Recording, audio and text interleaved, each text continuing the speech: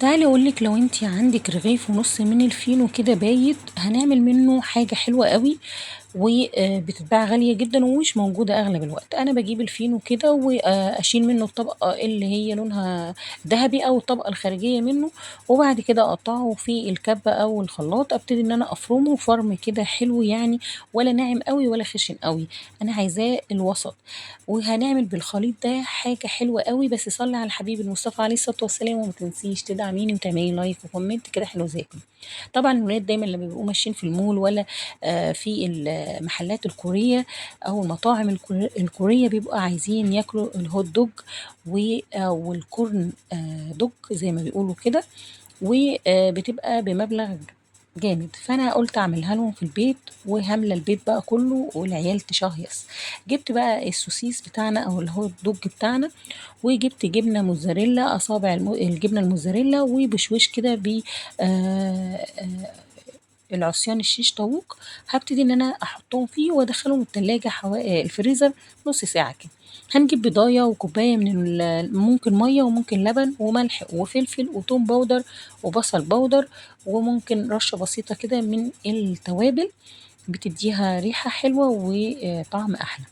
وهبتدي ان انا اقلبهم كويس جدا، وهبتدي ده توم ده بصل باودر بس اتكتل معايا، فبعمله بايديا.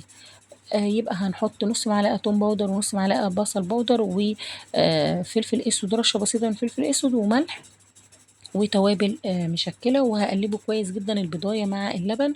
وهبتدي ان انا احط كوبايتين من الدقيق، وهحط معلقة صغيرة ممسوحة من البيكنج باودر. احنا مش عايزينه ولا ينفخ ولا يعمل، بس ان هو يبقى حلو يعني. فحطيت كوباية من دي وبعديها كوباية تانية ونص معلقة صغيرة ممسوحة من البيكنج باودر. هقلب كويس جدا، والخليط ما بيبقاش لا تقيل قوي ولا خفيف قوي، هو بيبقى يعني وسط مائل ان هو تقيل. الخليط بتاعي كان تقيل جدا، فزودته بمعلقتين من المية حسب معيارك للكوباية. كده الخليط بتاعي بقى جاهز زي ما انتم شايفين، ومفيهوش اي تكتلات وحلو جدا جدا. هنيجي بقى للطبقة الخارجية اللي احنا هنعمل فيها. حطيت الخليط في كوباية عشان اعرف. هنا جبت كريسبي، وده الخليط اللي اسمه بانكوك. بانكوك ده خلطة من اللي هو الفينو او التوست مطحون. حطيت عليه كيس التوابل بتاع البطاطس، قسمته هنا وهنا. هحط بقى في الكوباية، اغمزه في الكوباية زي ما انتم شايفين، واطلعه على الخليط سواء بتاعي الكريسبي اللي هو بيتباع في محلات العطارة.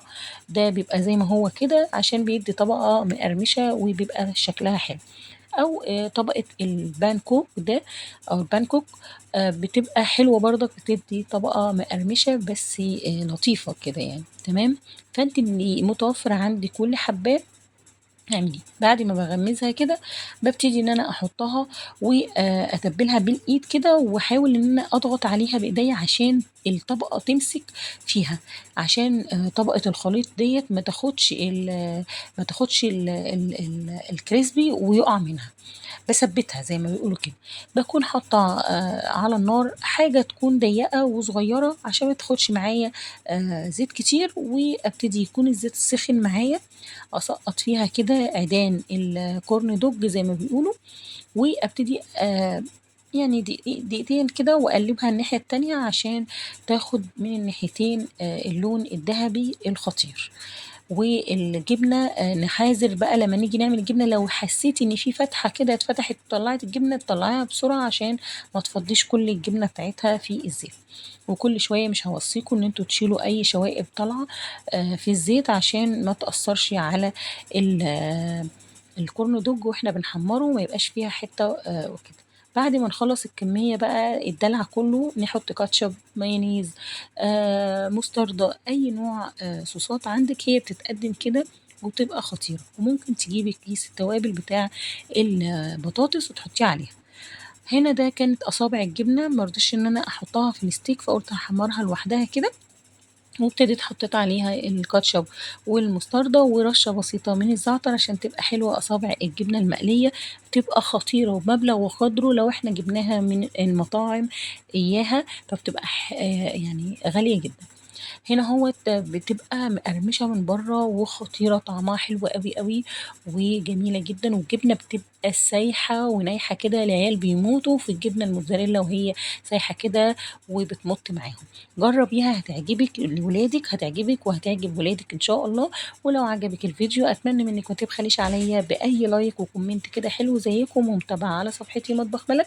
ولو اول مرة تشوفي الصفحة بتاعتي ادخلي وقيمي المحتوى، لو عجبك اي فيديو لايك وشير لكل اصحابك، وما تبخليش عليا، وصلي على الحبيب المصطفى عليه الصلاة والسلام.